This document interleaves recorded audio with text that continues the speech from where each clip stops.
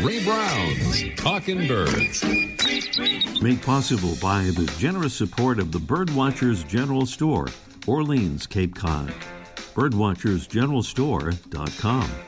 By Vortex Optics with the VIP warranty. Their unlimited lifetime promise to keep you and your optic covered. Learn more at vortexoptics.com. And by Hog Island Audubon Camp. For full camp schedule, program details, and to register, visit hogisland.audubon.org. Welcome to our show number 1056. As we do our show live on the 21st of September, last full day of summer, it's Sun Day. It's an international celebration of the power of clean energy, demonstrated nicely through the solar-powered electric car rally around the U.S. Capitol in Washington, D.C., that we previewed last week. Let's listen to those cars. Oh, sorry, can't really hear them. No loud pipes, no backfires, no spectators coughing and wheezing from exhaust fumes. There's solar-powered electric cars emitting zero pollution into the air of our nation's capital, thanks to the pollution-free energy of the sun, which we're told could provide power for every energy need on Earth for the next 5 billion years. That's a long time. Well, extending the sun theme for today's show, we'll listen to an audio postcard from sunny Central Florida. Also today, Mike O'Connor will talk about hawk migration and hawk hotspots around the U.S. and even Canada, too. And speaking of Canada, we'll feature a bird that we encountered this week as it made a stop on its long journey from Canada to the mudflats of Chile and Argentina. Conservation good news of the week, with a big caveat: the vast ocean waters that cover nearly half of our planet, that are known as the high seas, and that are beyond the jurisdiction of any single country, just got a big break. On Friday, September 19th, the High Seas Treaty, which establishes enormous conservation zones in international waters, was ratified by the needed 60th nation, Morocco, meaning that the treaty will become international law. As quoted in the New York Times, the National Resources Defense Council's Lisa Spear calls the treaty a conservation opportunity that happens once in a generation, if that. The caveat part concerns the fact that the United States is among the countries not voting to ratify the treaty, at least not yet. French President Emmanuel Macron, who has championed the treaty, says he expects it will be ratified by other countries, not including the U.S.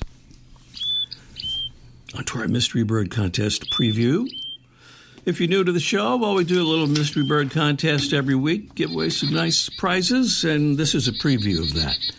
Our Mystery Bird is a small songbird, about 4 to 5 inches long, wingspan about 6 to 8 inches. It has a short black bill and a pretty long tail. It's black on the top of its head, and it has a black bib, white cheeks, a whitish chest and belly, a gray back, and light brown sides. Our bird is a year-round resident over the southeastern quadrant of the U.S., except for South Florida, and ranges north to New Jersey, Ohio, Indiana, west to Texas and Oklahoma. It's often seen foraging in mixed species flocks with its relative, the tufted titmouse. That's our bird and some clues and the sound. And the prizes include a 1-year subscription to the great birding magazine BWD, founded in 1978 as Birdwatchers Digest, now back and bigger than ever, with each large format issue packed with beautiful photography, illustrations, and in-depth articles. And from Plain Products, all of whose products are biodegradable, color-safe, and free of parabens, sulfates, and toxins, good for the body and good for the planet. It's a 4-part travel set: shampoo, conditioner, body wash, and body lotion. Coming up on our Mystery Bird Contest a little bit later.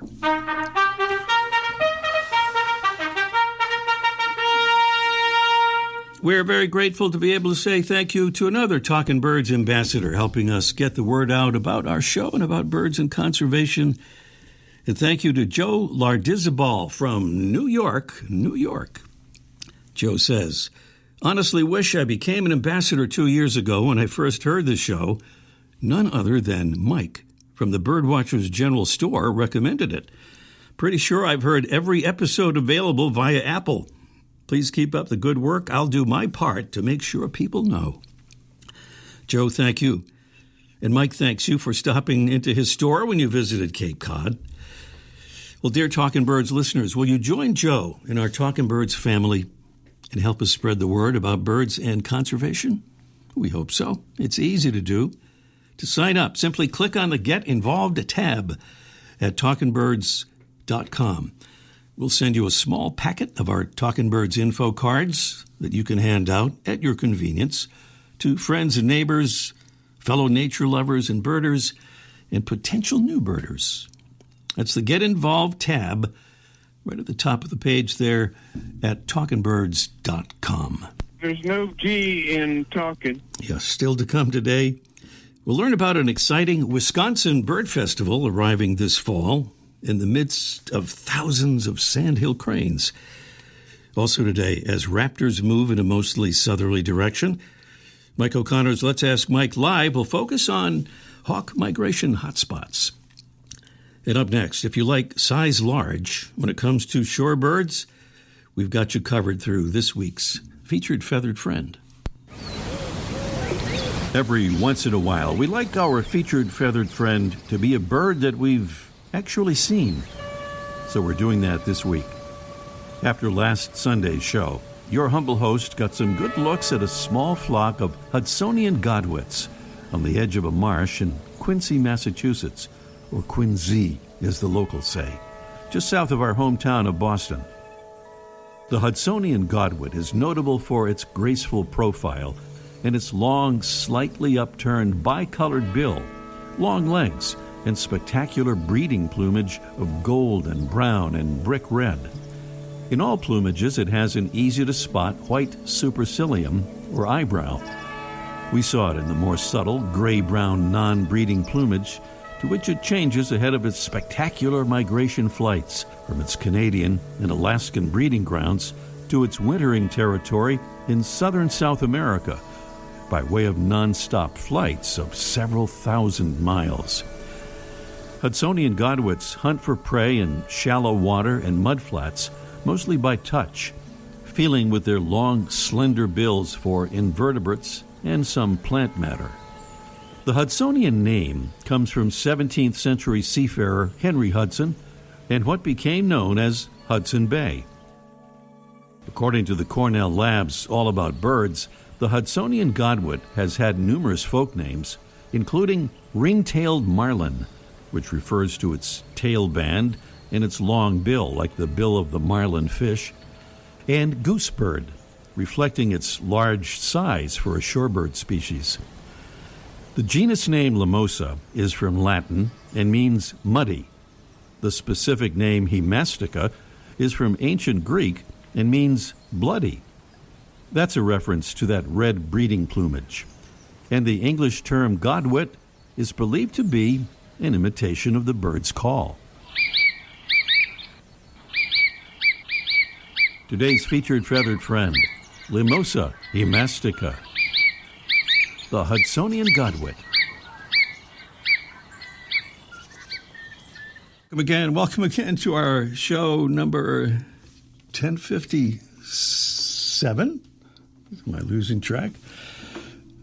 Our website, talkingbirds.com, he said, as he stalls for time here while a slight adjustment is made in a technical area. But here we go. Number 1056. A little less than 2 months from now, Baraboo, Wisconsin will host a great festival. Figuratively and literally great. It's the Great Midwest Crane Fest, occurring just as thousands of sandhill cranes gather near the Wisconsin River before heading south for the winter. It's co-sponsored by the Aldo Leopold Foundation and the International Crane Foundation, and it's a great opportunity to get some great views of this enormous gathering of spectacular, up to 4-foot tall sandhill cranes. We're about to get some details about more things you can experience at the festival from the Aldo Leopold Foundation's Community Partnerships Coordinator, Lindsey Broadhead, whose love for birds began in early childhood on her grandparents' game bird farm in Kansas. She began birding at age 14 after noticing a curious-looking bird at the local nature center and wanting to find out what it was. It was a white-breasted nuthatch. She has a bachelor's degree in animal ecology from Iowa State University and has worked with the Wild Bear Nature Center in Colorado and the International Crane Foundation in Baraboo. She's here with us now to tell us a bit more about the Great Midwest Crane Fest. Good morning, Lindsey. Good morning, Ray. It's awesome to be here. Thanks for having me on. Pleasure indeed. You know, I was going to say that the Aldo Leopold Foundation and International Crane Foundation, both being in Baraboo, it's not a coincidence, but I guess you told me earlier it is kind of a coincidence. Yeah, it almost is. So we're both here in Baraboo, Wisconsin. The International Crane Foundation was started by Ron Sowie and George Archibald. And the fact that it's here in Baraboo, Wisconsin is kind of a coincidence because they started it on Ron Sowie's family horse farm, which was located in Baraboo. They met at Cornell and had this grand idea for the Crane Foundation, and just so happened to be in Baraboo, where they started it. And yeah, now we have this wonderful conservation history too with Aldo Leopold and the Aldo Leopold Foundation. And yeah, it's kind of serendipitous that we're only 10 minutes down the road from each other. And quite a spot. Well, let's get right on to the festival and attendees' experiences, folks who attend this great festival. I know there are lectures, art displays, guided nature hikes, guided green building tours, access to the Aldo Leopold Foundation Center, exhibits, and of course, a chance to see those thousands of sandhill cranes. One that I think is especially fascinating that I want to ask you to elaborate a bit on, and the guided Leopold Shack tours. And why is that so special? It is a pretty special festival to begin with. Our slogan is celebrating community and conservation. So that kind of ties in how these two organizations are just 10 minutes down the road from each other, which is super cool. Like you said, we've got a whole bunch of events going on. One of those that we host here at the foundation are shack tours. So I'll go into just a little brief history on Aldo Leopold and his significance here. So Aldo Leopold, he kind of wore many hats. He was a forester, a writer, a visionary, a professor, a conservationist. He's best known for his book, which is called Sand County Almanac, which is a collection of essays that take a deep dive into conservation ethics, many of which were inspired by his and his family's time at the shack here along the Wisconsin River. So that was a huge inspiration for the book. And so during the festival, you get to come and see the original shack and farm, the spot where he and his family spent a lot of time together. And so he is considered by many to be the father of wildlife ecology and modern conservation. That is quite a title to have, isn't it? Yeah, it certainly is, and certainly deserved. And yeah, a Sand County Almanac, what a wonderful book. Well, people need to have a place to stay. Maybe not in a shack. You have some other opportunities. There are hotels, inns, bed and breakfast, lots of places where folks can stay, right?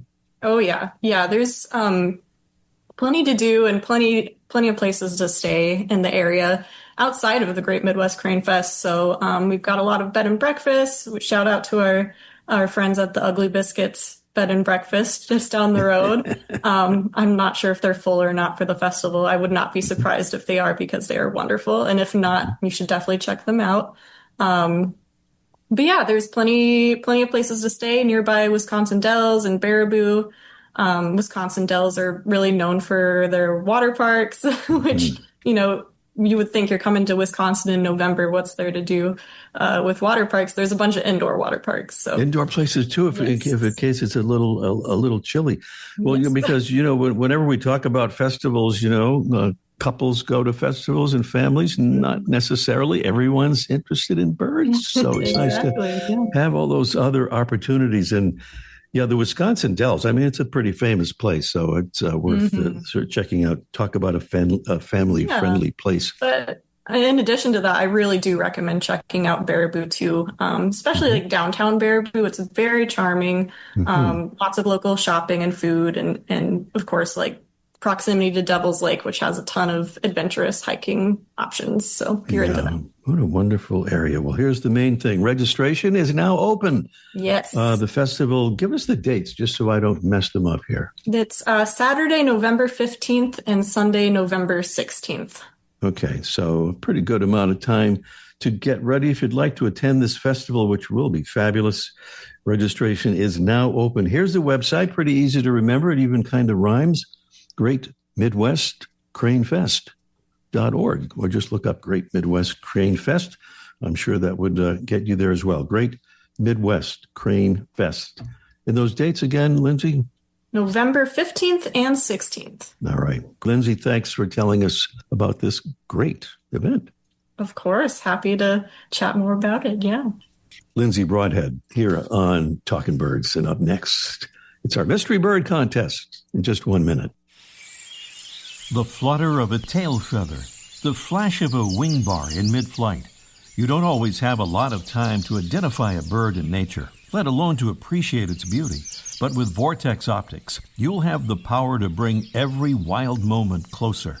When you choose Vortex, you're choosing to have a partner in the field as passionate about nature as you are. Whether you're spotting old friends on the backyard feeder or packing for a once-in-a-lifetime trip to add a few species to your life list, Vortex offers a full range of optics and optics accessories for every birder and every budget. And whether the birds are taking you to another state or another country, you're always covered by the Vortex VIP warranty, an unlimited lifetime promise to keep you and your optic covered.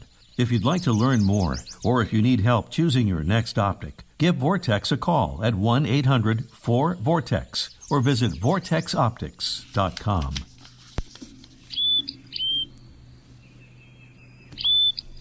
It's our mystery bird. Sounds kind of small there, but it is a small songbird, about 4 to 5 inches in length, with a wingspan of 6 to 8 inches. It has a short black bill and a long tail. It's black on the top of its head. It has a black bib, white cheeks, a whitish chest and belly, a gray back, and light brown sides. Our bird is a year-round resident over the southeast quadrant of the U.S. pretty much, except for South Florida. It ranges north, too, to New Jersey, Ohio, and Indiana, and west to Texas and Oklahoma. It's often seen foraging in mixed flocks, especially with its relative, the tufted titmouse, and that is our mystery bird there. Beautiful prizes we'll describe again here. A 1-year subscription to the great birding magazine, BWD, founded back in '78 as Birdwatchers Digest, back bigger than ever and better than ever with each large format issue, loaded with beautiful photographs and illustrations and articles by lots of renowned experts, including the great Julie Zickafoos. And from Plain Products, their mission is providing clean, sustainable products in reusable aluminum bottles, good for both your body and the planet. So we have a 4-part travel set from Plain Products: shampoo, conditioner, body wash, and lotion. And here's the important part. It's our phone number, 781-837-4900.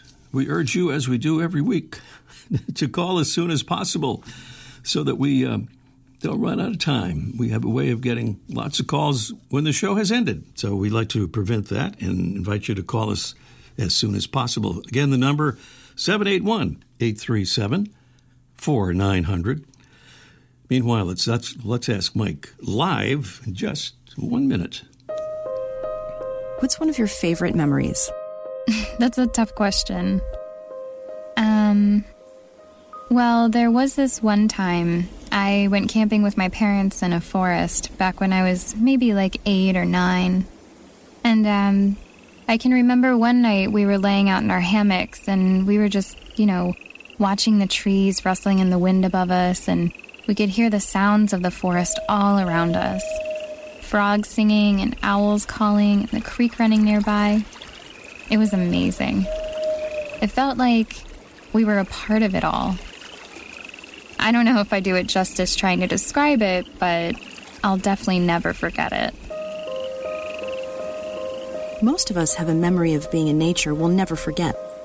Let's protect the world's natural places so more memories can be made for generations to come. Visit worldwildlife.org. Michael Cotter down there at the world famous Birdwatchers General Store, visited by Joel Ardizabal just recently, our new Talking Birds ambassador. And good morning, Mike.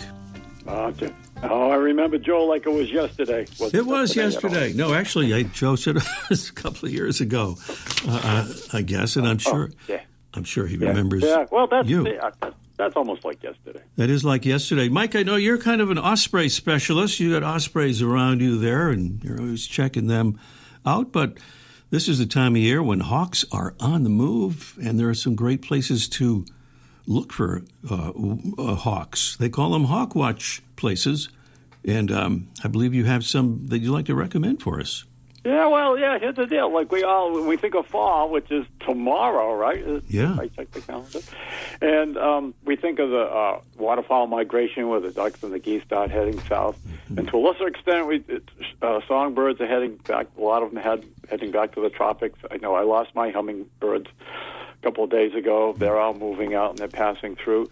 But what doesn't get a lot of love and attention are the hawk migrations, which are actually more spectacular in many ways, because songbirds and a lot of waterfowl, they migrate at night, and we don't even get to see their movements. But the hawks, the diurnal, they fly during the day, and if you go to certain hawk watches and the conditions are right, you're in for a spectacular treat of crazy numbers of hawks. And when I say crazy numbers, it's in the tens of thousands sometimes of these hawks passing through. Mm-hmm. And I stumbled upon this website. It's called Hawk Count, like counting hawks.org, and it's tremendous. There's a map. You can click on your state.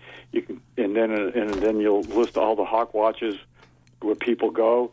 And some of these hawk watches are pretty elaborate. They have boardwalks and platforms where people can watch the hawks, and it's the whole thing. But others are pretty informal. I know the Cape Cod Hawk Watch is just a guy sitting in the parked car in the parking lot somewhere, hoping something goes by. But some of these are pretty good. And everybody knows about the Cape May one. And I said it's variable because the winds, the hawks are big birds, and they like to ride the thermals that are produced by heat of the day, and when there's a cold front come through, they tend to move. And I was looking at the famous hawk watch in Cape May, New Jersey. Mm-hmm. On Wednesday, they had 10 hawks flew over. The next day, they had 2,400 hawks fly over. So it's variable. And there was a place in Canada I was looking called Holiday Beach, which is on the tip of Ontario that goes into Lake Erie. And the hawks, again, they don't like to fly over water, so they kind of get to these peninsulas and they think about it for a while. And one day they had a few hundred, and the next day they had 29,000 hawks come over. Yeah. So and some of the places, like I said, are not very formal. There's a place I saw in Meredith, New Hampshire, where apparently hawks have been flying over for a while. So one of the teachers takes his kids out and his fourth grade class, and they lie down. You can see pictures of them lying down on the running track at the school, and they're just all looking up. And they had, I think, 1,300 hawks, and these are fourth graders figuring this out. So it's all timing, but it's pretty good. And I would punch up this this hawk watch site. It's called hawkcount.org, and I found there's some cool places that I never heard of. There's a place called Purple chickadee hawk watch, purple chickadee, which I don't understand that one. That's in New Jersey. And Connecticut has Johnny Cake Mountain. I found all these good places on there. But it goes all over the country. So if you're in the West Coast, I saw some good ones in Nevada, and certainly along the Texas coast, again, where they bunch up before they fly either over the Gulf or along the edge, or these mountain passes where the hawks come through. There's a lot of them in Virginia and North Carolina that get huge amount of numbers of hawks. So put that on your list when after you go to the Crane, make reservations for the Crane Festival. Punch up this and spend a day nearby looking for the hawks. It'd be kind of cool. All right. I hope the chickadees aren't really purple in New Jersey. That would not be a good thing. I got to look that up. Yeah. I got to find more information. Check that out for next week, will you? I get back to you. All right. Mike O'Connor here on Talking Birds. And meantime, we're returning to the Mystery Bird Contest for the actual thing here, and maybe a phone call or two about what this bird is. Pretty familiar bird in the southeastern part of the U.S. and extending beyond that, too, to the north and west, and a pretty familiar sound, kind of. What is it? 781-837-4900 is the number, and we have Dawn in Quincy, Massachusetts. Good morning, Dawn. Good morning. Good morning. You heard the clues there, Dawn, and the sound of the bird and all of that, and you are going to say, what is that bird, Dawn? A black-capped chickadee. Black-capped chickadee. That is what we call a top-quality. Yes. Certainly in the ballpark there, but not a black-capped chickadee. And you were so close. Okay. I would like to give you another chance at it if you wanted to try. Is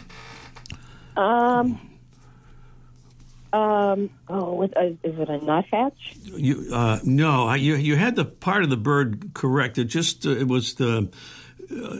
needed a state in there, a part of a state name. Oh, Massachusetts? No, that isn't the state. You can name all the other states. No, don't name all the other states. But anyway, thanks for the try. If we don't get a correct answer, you could still be our winner. So don't give up hope. Okay, thank you. Bye-bye. Thank you. Dawn, let's see if Caroline knows what that bird is. Hello, Caroline. The Carolina chickadee. Oh, that was so easy because it's your name. No wonder. And that's not why you got it, but just a little coincidence there. Caroline correctly identifying the Carolina chickadee. What a beautiful coming together of events there. Absolutely right, Caroline. It is correct. And you know what? We have time for a bonus question. Would you like to try it? Yes, please. Okay, this has to do with our featured feathered friend this morning. And if I can find this here, we'll be in good shape. And the Hudsonian Godwit. The Hudsonian Godwit is right. That was the featured feathered friend. I'm just trying to find our mystery bird bonus question, and I think I have found it. Yes. On our segment this morning, we mentioned a couple of folk names for the Hudsonian Godwit, but there's another name to which it might be referred, and that's Hugo, Hugo. The question is, why might the bird be referred to this way? Is it A, because the middle name of Henry Hudson, for whom the bird got part of its common name, was Hugo? B, because the bird was first discovered officially by ornithologist Hugo Haffenreffer? Or C, because the four-letter bird code for this bird is Hugo, Hugo. Which one of those all semi-silly sounding answers you think it is there, Caroline? I will sound A. A would be because it's the middle name of Henry Hudson. No, it's actually because it's the four-letter bird code for the name of the bird, Hugo, kind of an abbreviation for that bird, the Hudsonian Godwit. But Caroline, you have correctly identified our mystery bird, so stay on the line and we will send prizes to you. How's that sound? Sounds great. All right. Thank you, Caroline. And with that, our show is over. That means we're off to work on the next one. Thanks to our amazing Talking Birds team, Debbie Bleacher, Freya McGregor, and our producing engineer, Jesse Wilkins. I'm Ray Brown, reminding you that you can enter next week's Mystery Bird Contest no matter where you are on the planet if you listen live. That's easy to do via the Listen tab at talkingbirds.com. See you next week. The bird show. I like that. I love it. Ray Brown's Talking Birds. Made possible by the generous support of the Birdwatchers General Store, Orleans, Cape Cod. Birdwatchersgeneralstore.com. And by Vortex Optics with the VIP warranty. Their unlimited lifetime promise to keep you and your optic covered. Learn more at vortexoptics.com.